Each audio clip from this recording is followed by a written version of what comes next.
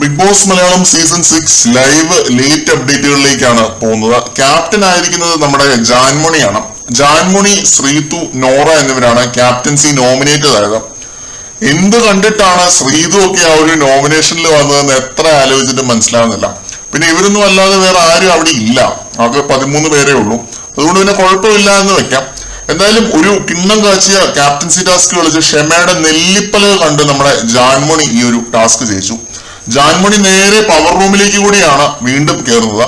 പക്ഷെ കഴിഞ്ഞ തവണത്തെ പോലെ ഒരു പൊട്ട ഗെയിം കാഴ്ചവെക്കാതെ ജാൻമണി ജിൻഡോയ്ക്ക് സപ്പോർട്ട് കൊടുത്ത് നിൽക്കുമെന്ന് എനിക്ക് തോന്നുന്നുണ്ട്.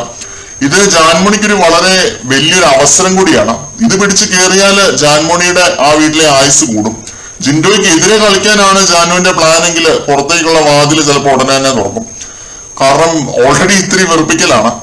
പിന്നെ ജാസ്മിനും ഗബ്രിയുമാണ് ഇന്ന് ജയിലിൽ കയറുന്നത്. ജയിൽ നോമിനേഷൻസും കഴിഞ്ഞിരുന്നു. അതൊരു മെയിൻ അപ്ഡേറ്റ് ആണ്. ജയില് മണിയറയാകുമെന്നൊക്കെയാണ് എല്ലാരും പറയുന്നത്. ഏഷ്യന്റെ ഒരു പ്രോമോയും കൂടി വിട്ടിട്ടുണ്ട്, ജിൻഡോ കാവലിരിക്കുന്നതല്ലേ. നമുക്ക് നോക്കാം എന്തൊക്കെ സംഭവിക്കുമെന്ന്. വീണ്ടും ഒരു ലൈവ് അപ്ഡേറ്റുമായിട്ട് നമുക്ക് കാണാം.